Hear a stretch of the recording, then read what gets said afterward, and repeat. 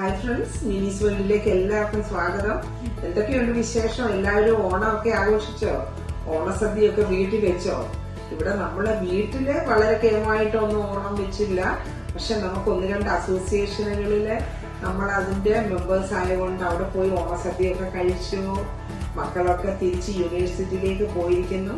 ഇനിയും എൻ്റെ വീഡിയോകളും ഷൂട്ടിങ്ങും ഒക്കെ ഞാൻ ഇങ്ങനെ തുടർന്നുകൊണ്ടേ ഇരിക്കുന്നു. അപ്പൊ ഇന്നത്തെ റെസിപ്പിയെ ക്രാബ് റോസ്റ്റ് ആണ്. നല്ല ടേസ്റ്റി ആയിട്ടുള്ള ഒരു ഈസി ക്രാബ് റോസ്റ്റ്. അപ്പൊ നമുക്ക് വീഡിയോയിലേക്ക് പോയേക്കാം. പയോ ഞണ്ടെല്ലാം നല്ലവണ്ണം ക്ലീൻ ചെയ്ത് കട്ട് ചെയ്ത് വെച്ചേക്കുവാണ്. ഇതിന് വേണ്ടി ചേരുവകള് ഒരു ചെറിയ കഷ്ണം ഇഞ്ചി, അത് ചെറുതായിട്ട് അരിഞ്ഞത് വെച്ചിട്ടുണ്ട്. വെളുത്തുള്ളി നല്ലവണ്ണം ചേർക്കുന്നുണ്ട്, ഗ്യാസ് ഒന്നും വരാതിരിക്കാൻ വേണ്ടി.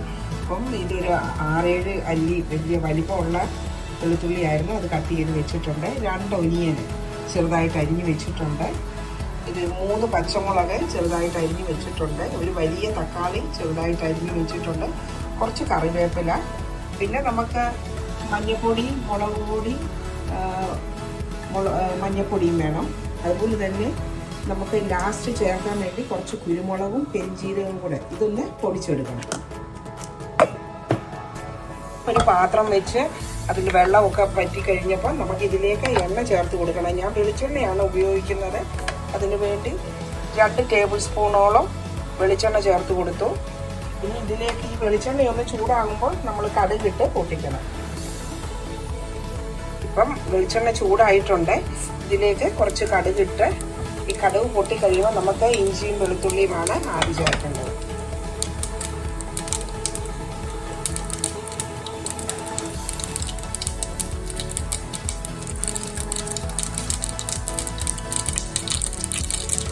കടുകൊക്കെ ഒന്ന് പൊട്ടി തീരാറായി. ഈ ഇഞ്ചിയും വെളുത്തുള്ളിയും ചേർത്ത് കൊടുക്കും. ഇതൊന്ന് വഴന്ന് കഴിയുമ്പോൾ നമുക്ക് ഈ സവോള ചേർത്ത് ഒന്ന് ഇളക്കി. സവോളയും ഇഞ്ചിയും വെളുത്തുള്ളി എല്ലാം കൂടെ നല്ലവണ്ണം ഒന്ന് വഴറ്റി വേവിച്ചെടുക്കാം. ഒന്ന് എളുപ്പം വെന്ത് കിട്ടാൻ വേണ്ടി നമുക്ക് ഇതിലേക്ക് കുറച്ച് ഉപ്പ് ചേർത്ത് കൊടുക്കാം. ഞാൻ 1 സ്പൂണ് ഉപ്പ് ചേർത്തു. അതനുസരിച്ച് നമ്മൾ ഗ്രേവി ഉണ്ടാക്കുമ്പോൾ നമ്മൾ ഉപ്പ് അതനുസരിച്ച് ചേർത്താൽ മതി. ഇതിലേക്ക് നമുക്ക് ഇനിയും ഈ പച്ചമുളകും കറിവേപ്പിലയും കൂടി ഇട്ട് കൊടുക്കാം. ഇനി ഇതെല്ലാം കൂടെ ഒന്ന് നല്ലവണ്ണം ഒന്ന് വഴന്ന് വരട്ടെ. എളുപ്പം വഴലാൻ വേണ്ടി ഉപ്പും ചേർത്ത് കൊടുത്തിട്ടുണ്ട്. ഇനി നമുക്ക് അടപ്പും കൂടെ ഒന്ന് അടച്ചു കൊടുക്കാം. അപ്പോൾ എളുപ്പം വഴയും ഇത് ഒന്ന് വഴന്ന് കിട്ടുമേ. സവോള നല്ലവണ്ണം വഴന്ന് വന്നിട്ടുണ്ട്. അപ്പം നമുക്ക് ഇതിലേക്ക് ബാക്കി ഉള്ള കാര്യങ്ങൾ ചേർത്ത് കൊടുക്കാം. 3/4 ടീസ്പൂൺ മഞ്ഞൾപ്പൊടി. ഇതിലേക്ക് നമുക്ക് 1 സ്പൂണ് കാശ്മീരി ചില്ലി പൗഡറാണ്. അപ്പം 1 ടേബിൾ സ്പൂണ് മല്ലിപ്പൊടിയും ചേർത്തു. മുളക് പൊടിയും 1 ടേബിൾ സ്പൂൺ തന്നെ മതി, അല്ലെങ്കിൽ 1/2 ടീസ്പൂണാണ് ഉലുവാപ്പൊടിയും ചേർത്ത് കൊടുത്തു. ഇനി ഇതെല്ലാം കൂടെ ഒന്ന് ഇളക്കി പച്ചമണം മാറണം.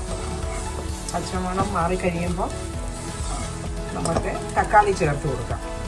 തക്കാളി ഒരുപാട് ഇത് മൊത്തം വഴലാനൊന്നും ഇരിക്കണ്ട, ഒന്ന് അടച്ചു വെച്ച് ഒന്ന് കുക്ക് ചെയ്തെടുക്കുക ഈ തക്കാളി. അത് കഴിയുമ്പോൾ നമുക്ക് ഈ ഞണ്ട് ക്ലീൻ ചെയ്തിട്ട് ചേർത്ത് കൊടുക്കാം. നമുക്ക് ഈ ഞണ്ടെല്ലാം ഒന്ന് ചേർത്ത് കൊടുക്കാം. ചേർത്ത് കൊടുത്ത് ഇതിൻ്റെ കൂടെ നമ്മൾ ഒരു വലിയ തക്കാളി അരിഞ്ഞിട്ടിട്ടുണ്ട്. അതിൻ്റെ കൂടെ അരമുറി നാരങ്ങാനീരൂടെ ചേർത്ത് കൊടുക്കുവാണ്. പുളിക്ക് മറ്റുള്ള പുളികളൊന്നും നമ്മൾ ചേർക്കുന്നില്ല. ഇതെല്ലാം കൂടെ ഒന്ന് മസാല എല്ലായിടത്തും പിടിപ്പിച്ച് ഒന്ന് അടച്ച് വെച്ച് ഇതിൽ നിന്ന് ആദ്യം വെള്ളം കുറച്ച് ഇറങ്ങും. അതിനുവേണ്ടി നമ്മൾ ചെറിയ തീയിലിട്ടാൽ മതി. ഇപ്പോൾ ഒരു മീഡിയം ഫ്ലെയിമിലാണ് ഇനി തീ ഇടുന്നത്. അപ്പം ഈ ഞണ്ടയിൽ നിന്നൊക്കെ കുറച്ച് ജ്യൂസ് ഒന്ന് ഇറങ്ങി വന്ന് ഇതൊന്ന് കുക്കായിക്കട്ടെ. അപ്പം 6 മിനിറ്റ് ഇരുന്നു. 6 മിനിറ്റോളം ഇരുന്ന് ഇടയ്ക്ക് ഒരു പ്രാവശ്യം ഞാൻ ഒന്ന് ഇളക്കി കൊടുത്തു. ഇത്രയും ജ്യൂസേ അതിൽ നിന്ന് ഇറങ്ങിയിട്ടുള്ളൂ. അപ്പോൾ അതുകൊണ്ട് നമുക്ക് കുറച്ച് ചൂടുവെള്ളം ഒഴിച്ചു കൊടുക്കണം. അപ്പോൾ നമുക്ക് ഒരു 3/4 കപ്പോളം ചൂടുവെള്ളം ഒഴിച്ചു കൊടുക്കാം. എന്നിട്ട് ഇനി ഒരു 10 മിനിറ്റ് ഇരുന്ന് വേഗട്ടെ. നമ്മൾ ഇതിൽ ഈ മിക്സിയിൽ കുരുമുളകും പെരിഞ്ചീരകവും കൂടെ പൊടിച്ച് വെച്ചതിൻ്റെ പകുതി ഇട്ട് കൊടുക്കും, പകുതി ലാസ്റ്റാണ് ചേർത്ത് കൊടുക്കുന്നത്. ഇനി ഇതെല്ലാം കൂടെ ഒന്ന് ഇളക്കി ഒന്ന് അടപ്പടച്ച് വെച്ച് ഇനി കുക്ക് ചെയ്തെടുക്കാം. ഇത് മൊത്തം വെച്ചിട്ട് 15 മിനിറ്റ് കൂടുതലായി. ഇതെല്ലാം നല്ലവണ്ണം വെന്ത് വന്നിട്ടുണ്ട്. ഗ്രേവിക്കൊക്കെ നല്ല ടേസ്റ്റാണ്. അപ്പം പെരുംജീരകവും കുരുമുളകും കൂടെ പൊടിച്ചു വെച്ചതിൻ്റെ 1/4 ഭാഗം ചേർത്തു.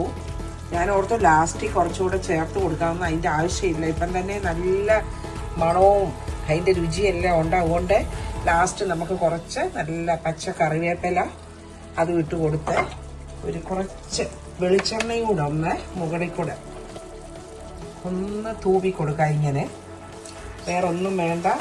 ഇതിനെല്ലാം ആവശ്യത്തിനുണ്ട്. ഇനിയും തീ ഓഫ് ചെയ്യാം. എന്നിട്ട് നമുക്ക് വെളിച്ചെണ്ണ ഒഴിച്ചു കൊടുത്ത് കഴിഞ്ഞല്ലോ. അപ്പോൾ ഇനി ഇത് അടച്ചു വെക്കാം. ഇനി ഒരു 10 മിനിറ്റ് കഴിഞ്ഞിട്ട് ഇത് ഡിഷ് ഔട്ട് ചെയ്യാം. ഇതാണ് നല്ല അടിപൊളി ഒരു ക്രാബ് റോസ്റ്റിന്റെ ഫൈനൽ സ്റ്റേജ്. ഇത് ഞങ്ങൾ ടേസ്റ്റ് നോക്കി ഓൾറെഡി. നല്ല അടിപൊളി ടേസ്റ്റാണ്. നിങ്ങളപ്പം ഞാൻ ചേർത്ത അതേ ഇൻഗ്രീഡിയൻസിൽ അതേ മെത്തേഡിൽ നിങ്ങളൊരു ക്രാബ് റോസ്റ്റ് തയ്യാറാക്കിയാൽ നല്ല അടിപൊളിയായിരിക്കും. അപ്പം നമുക്ക് വീണ്ടും നല്ലൊരു റെസിപ്പിയുമായിട്ട് ഉടനെ കാണാം. അതുവരേക്കും സ്റ്റേ സേഫ്. അതുപോലെ തന്നെ എൻ്റെ ചാനൽ സബ്സ്ക്രൈബ് ചെയ്യാത്തവരെല്ലാം സബ്സ്ക്രൈബ് ചെയ്തൊന്ന് സപ്പോർട്ട് ചെയ്യണം, ഷെയർ ചെയ്യണം, ലൈക്കും കമൻറ്റും ഒക്കെ തന്ന് നിങ്ങളുടെ ഒരു സപ്പോർട്ടാണല്ലോ എന്നെ മുന്നോട്ട് നയിക്കുന്നത്. അപ്പം വീണ്ടും റെസിപ്പിയുമായിട്ട് നമുക്ക് ഉടനെ കാണുന്നതായിരിക്കും. അതുവരേക്കും എല്ലാവർക്കും ബൈ. Thank you all.